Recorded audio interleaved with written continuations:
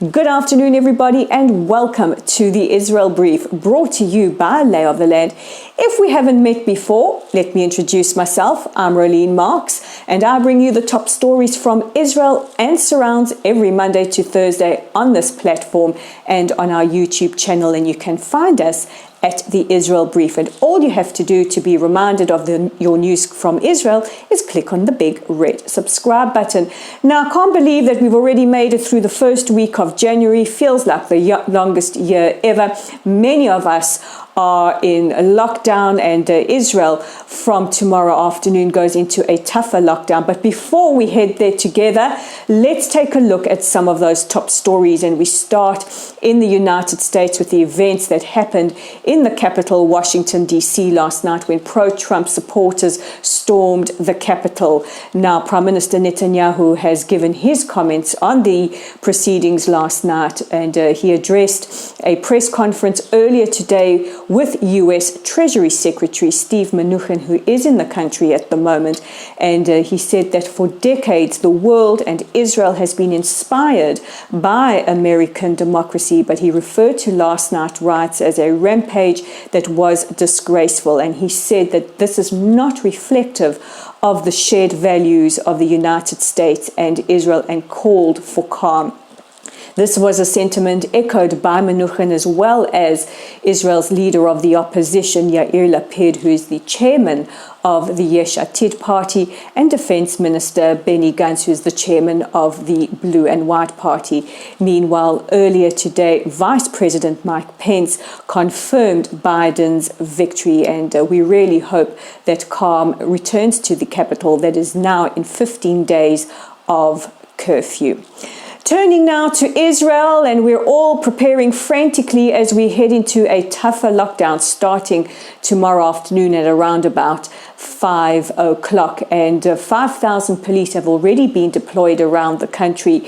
Israel has been in a lockdown situation for nearly 2 weeks now. However, many have referred to it as a fake lockdown, saying that people aren't respecting the law. And this time we are headed in for a much tougher one. Supermarkets will close at 7 p.m. Schools will be closed, and the amount of people who can gather in a place of business will be restricted to only about 5. Meanwhile, Israel prepares to receive its first shipment of Moderna vaccines. About 300,000 units are expected within the days.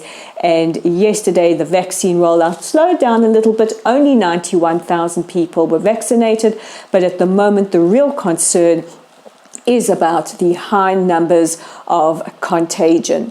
And our final story takes us to the south of Israel, to the city of Eilat, and the Israel military have rolled out air defense systems in and around the city in anticipation of what could be a retaliatory strike by Iran, who will use their Houthi rebels in Yemen to carry out retaliation for the assassination of Qasem Soleimani, who was assassinated a year ago this week. He was the Iranian Revolutionary Guard general who was the mastermind behind many terror attacks.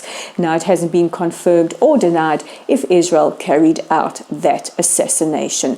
So those are the top stories making headlines here in Israel. And as we head into the weekend, we'd just like to remind you, if you're looking for some company, we've got you covered. Check out our website at www.layoftheland.online. You can read news from the Arab world that maybe you will not hear in the mainstream media. We're also on Facebook, and if you haven't already, please give us a like or a follow. We'd love you to be a part of our growing community. And hey, check out where we are in the country tomorrow for Shabbat. Seeing we can't leave our homes, we're going to do that virtually.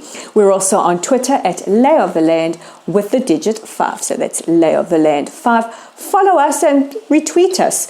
And those are your top stories. While we head into the weekend, I just want to wish you all a safe and a healthy weekend. And don't forget that we are right here along with you. And if you want to talk to us or have any questions for us, please post in the comments section below or on our Facebook page.